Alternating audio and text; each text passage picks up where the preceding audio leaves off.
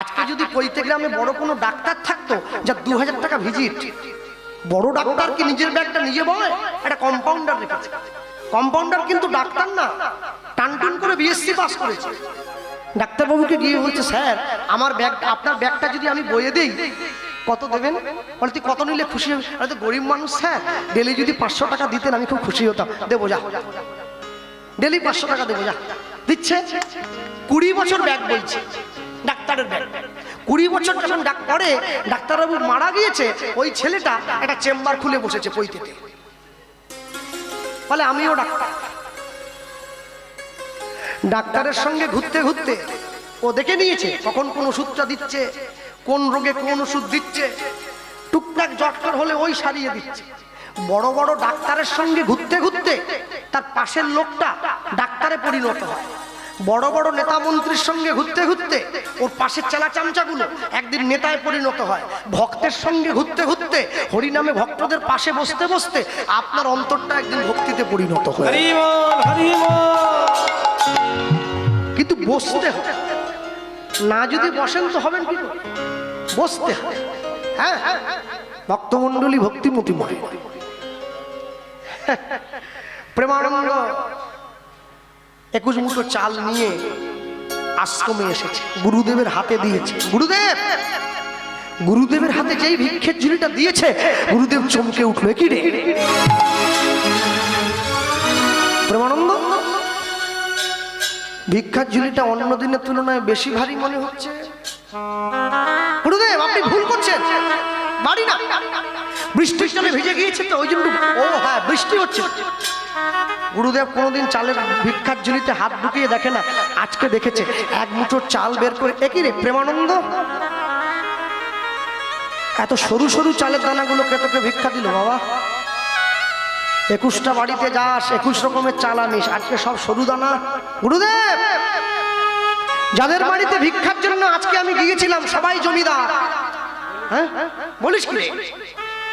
21টা জমিদার বাড়ি। বাবা বাবা, তাহলে আমার গোবিন্দ একটু প্রাণ ভরে সেবা করবে বল? অনেকদিন পর জীবনে 4 জায়গায় মিথ্যে কথা বলতে নেই। বাবা মায়ের কাছে, সাধুগুরু বৈষ্ণবের কাছে, ডাক্তারের কাছে, আর উকিল ব্যারিস্টারের কাছে। প্রেমানন্দ মিথ্যে বলছে, ভাবছে গুরুদেব ধরতে পারবে না, নিয়ে গিয়ে ঢুকিয়ে দিয়ে আর ওই ভিক্ষার থালাটা, ভিক্ষার ঝুলিটা প্রেমানন্দ দিয়ে, যা বাবা স্থানে যা। গুরুদেব শিগগিরি গিয়ে ভালো করে পরিষ্কার করে রসই করে গোবিন্দের ঘরে ঢুকিয়ে দিয়ে ওই যে ভগবানের মন্দিরের বাইরে দাঁড়িয়েছে, দরজাটা বাইরে থেকে টেনে দিয়েছে। কৃষ্ণ নামের মালা গেথে, কৃষ্ণ নামের মালা গেথে, কৃষ্ণ নামের মালা গেথে, কৃষ্ণ নামের মালা গেথে, গলায় পড়ে না রাধা নাম, সাধাবাসী সুর ভরে কৃষ্ণ নামের মালা গেথে, কৃষ্ণ নামের মালা গেথে, গলায় পড়ে না রাধা রাধাবাসীর সুর ভরে না, ও রাধা রাধাবাসীর সুর ভরে না। কৃষ্ণ মালা গেথে, কৃষ্ণ নামের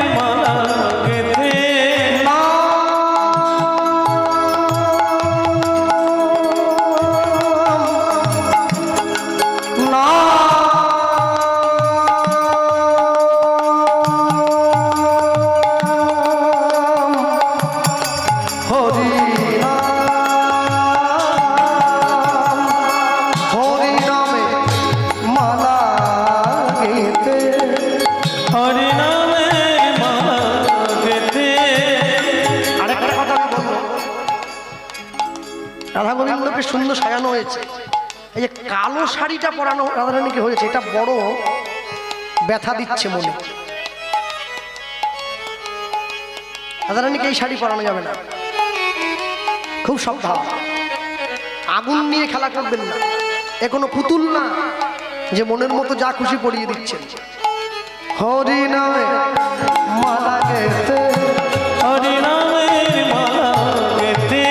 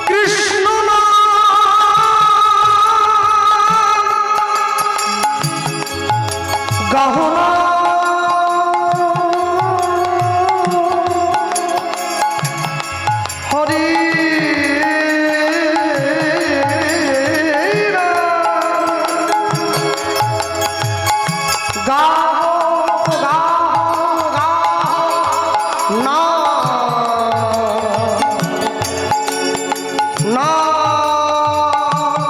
হরি না আপন করিয়া গাও সেই নাম, শান্তি পাইবে তুমি পাবে পরিত্রাণ। তোমার মানব জন ধন্য হইবে যাইবে ব্রজধাম তোমার মানব জন ধন্য হইবে যাইবে ব্রজধাম। তোমার মানব জন ধন্য হইবে যাইবে ব্রজধাম তোমার মানব জন ধন্য হইবে যাইবে ব্রজধাম।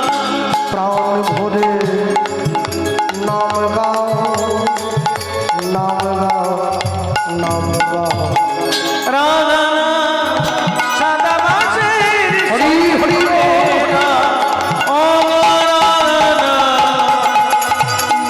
সাদা বাঁশির সুর বলে না। হরি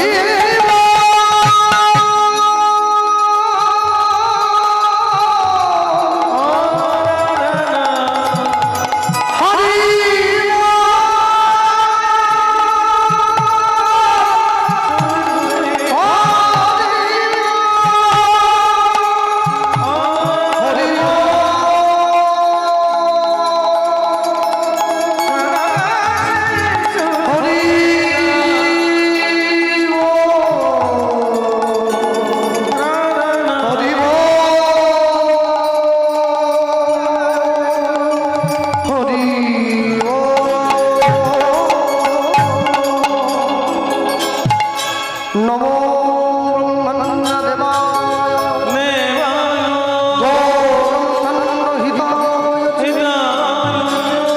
জগদ্ধিতায় কৃষ্ণায় গোবিন্দায় নমো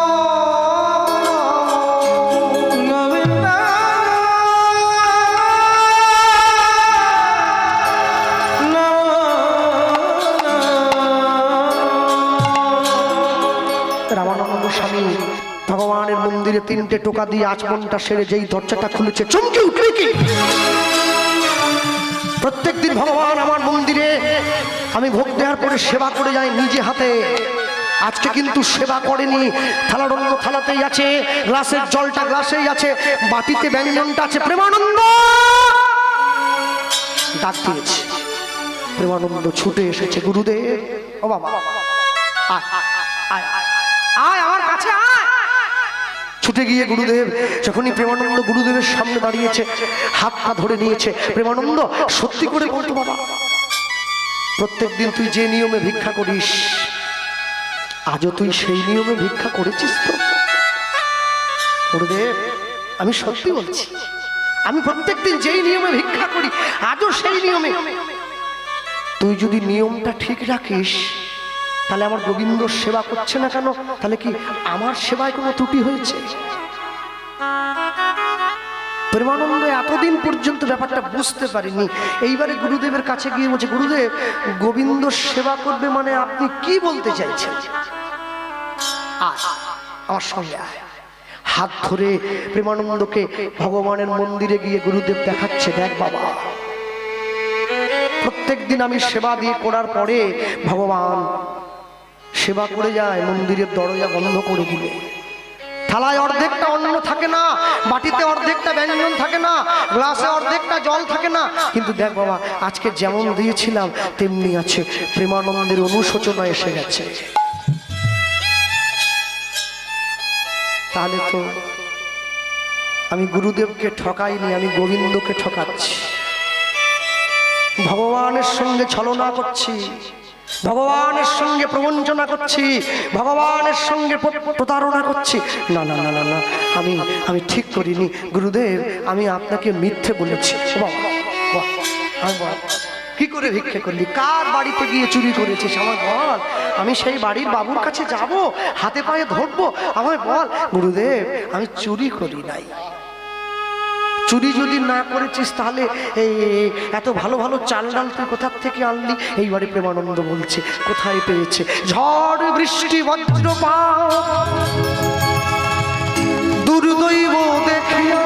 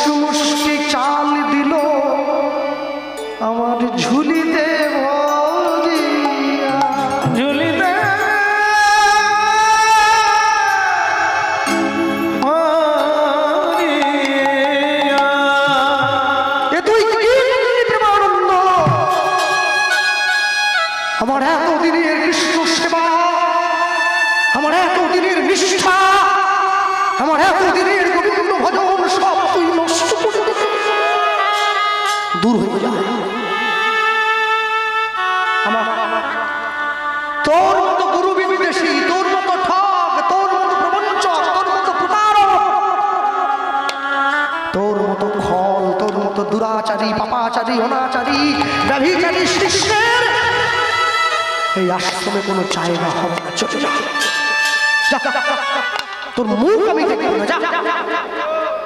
প্রেমানন্দ ছুটে গিয়ে গুরুদেবের চরণটা জড়িয়ে ধরেছে। গুরুদেব, আমি অভিশাপ দিলাম তোকে, তোকে অভিশাপ দিলাম, এই ঘোর অপরাধে নিজ কুলে যাইবা, নিজ কুলে যাইবা, আজ হতে কৃষ্ণ সেবায় বঞ্চিত হইবা, আজ হতে কৃষ্ণ সেবায় বঞ্চিত হইবা। প্রেমানন্দ বলে, গুরুদেব, আমি আপনার অভিশাপটা মাথা পেতে নিলাম, কিন্তু দয়া করে আপনি আমাকে আপনার চরণ ছাড়া করবেন না। প্রেমানন্দ, পাছাড়, আমি বলছি পা ছেড়ে দে, আমি আমার মাথা ঠিক নেই, পা ছেড়ে দে, আমার গোবিন্দ উপোস করে রইল, পা ছাড়।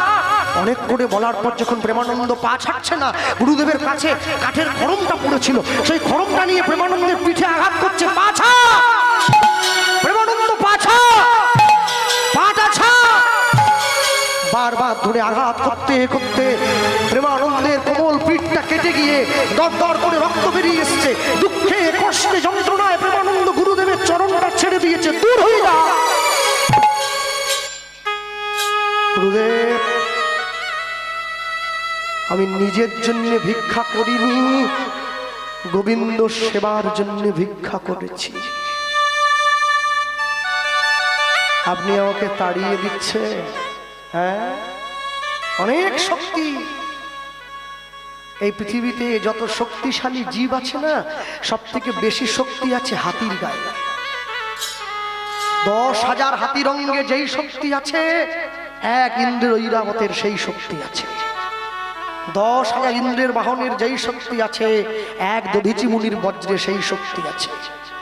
10,000 দধীচি মুনির বজ্রে যেই শক্তি আছে, এক দেবাদিদেব ত্রিশূলে সেই শক্তি রাখে। 10,000 মহাদেবের ত্রিশূলে যেই শক্তি আছে, এক দেবাদিদেব তৃতীয় লোচনে সেই শক্তি আছে। 10,000 মহাদেবের তৃতীয় লোচনে যেই শক্তি আছে, এক মা তারার খড়গে সেই শক্তি আছে। 10,000 মা তারার খড়গে যেই শক্তি আছে, এক গরুর পাখির অঙ্গে সেই শক্তি আছে। 10,000 গরুর পাখির অঙ্গে যেই শক্তি আছে, এক নারায়ণের সুদর্শন চক্রে সেই শক্তি আছে। 10,000 বিষ্ণুর সুদর্শন চক্রে যেই শক্তি আছে, এক ব্রহ্মার কমণ্ডলুতে সেই শক্তি আছে। 10,000 ব্রহ্মার কমণ্ডলুতে যেই শক্তি আছে, মনে রাখবেন সব সময়ের জন্য, এক গোবিন্দের মুরলীর ধ্বনিতে সেই শক্তি আছে। 10,000 গোবিন্দের মুরলীর ধ্বনিতে যেই শক্তি আছে, এক গোবিন্দের রূপমাধুর্যে সেই শক্তি আছে। 10,000 গোবিন্দের রূপে যেই শক্তি আছে, এক রাধারানীর চরণ তলে তার থেকে অধিক শক্তি লুকায়িত আছে। গুরুদেব, অনেক শক্তি আপনার, তাড়িয়ে দিচ্ছেন আমার, বেশ চলে যাচ্ছে। গুরুদেবের আশ্রম থেকে বেরিয়ে প্রেমানন্দ চলে যাচ্ছে, দরদর করে পিঠ দিয়ে রক্তটা গড়িয়ে পড়ছে। মনে মনে ভাবছে, আমি বাবা মায়ের কাছে যাব কি করে? যারা আমায় পাঠালো, যারা আমায় পাঠিয়েছে শিক্ষা গ্রহণের জন্য, আমি সেই পিতামাতার কাছে যাব কি করে? না না, আমি গঙ্গার জলে ঝাঁপ দিয়ে প্রাণ বিসর্জন দেব। আমি গুরুদেবের সেবা করতে পারিনি, গুরুদেব আমায় ত্যাগ করেছে, এই মুখ নিয়ে, এই দেহটা নিয়ে আমি পৃথিবীতে আর থাকবো না, আমি প্রাণ ত্যাগ। মাকে প্রণাম করছে, মা তুমি আমাকে জন্ম দিয়েছো, তুমি তো আমার জননী, আমি তোমার কুলাঙ্গার সন্তান, শেষবারের মতো ছেলে হয়ে তোমার সামনে গিয়ে দাঁড়াতে পারলাম না, আমি চলে যা।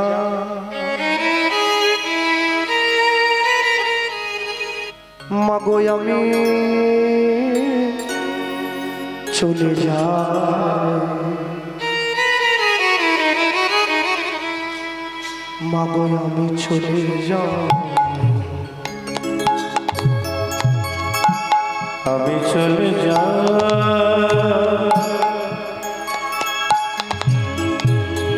আমি চলে যাই,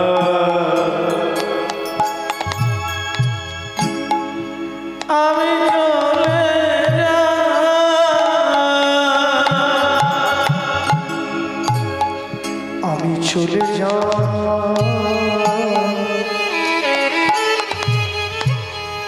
মাগো আমি চলে যাই আমি চলে যাই আমি চলে যাই আমি চলে যাই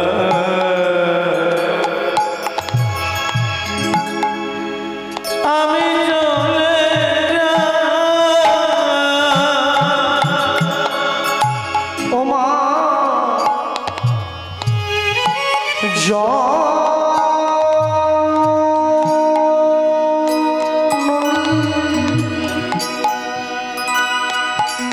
জন্মভূমি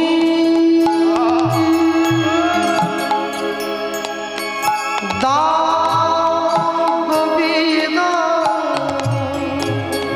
ও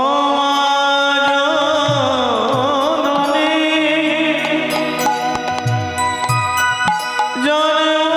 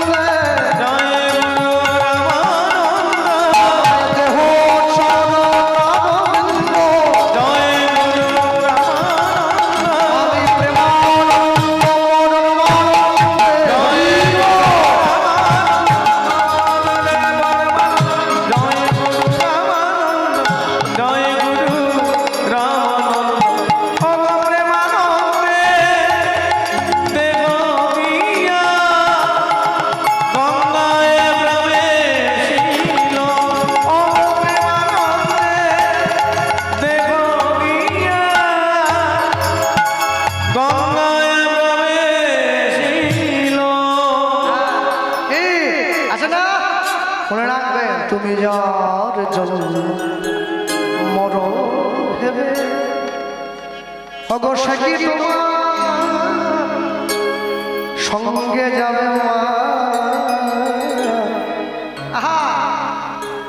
সেই প্রেয়সী দেবে ছড়া অমঙ্গল হবে বলে তোমার সেই প্রেয়সী দেবে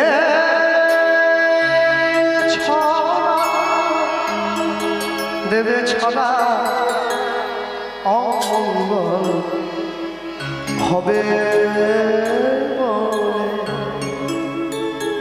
ওরে ভেবে দেখ মন কে কারো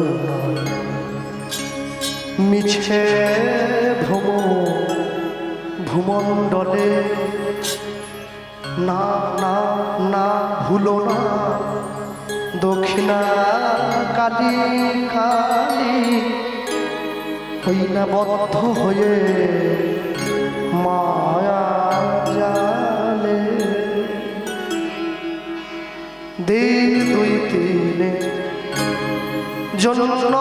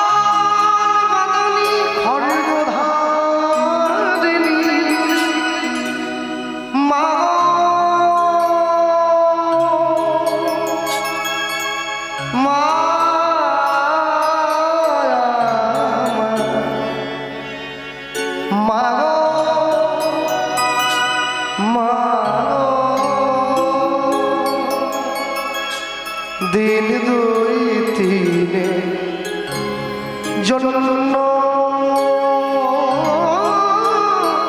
ভাবে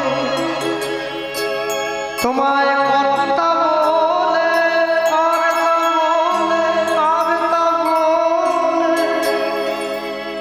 সবাই মানে মা সেই কর্তারে দেবে ফেলে কালা কালে কর্তাইলে অগো ভেবে দেখ মন কেউ কারুর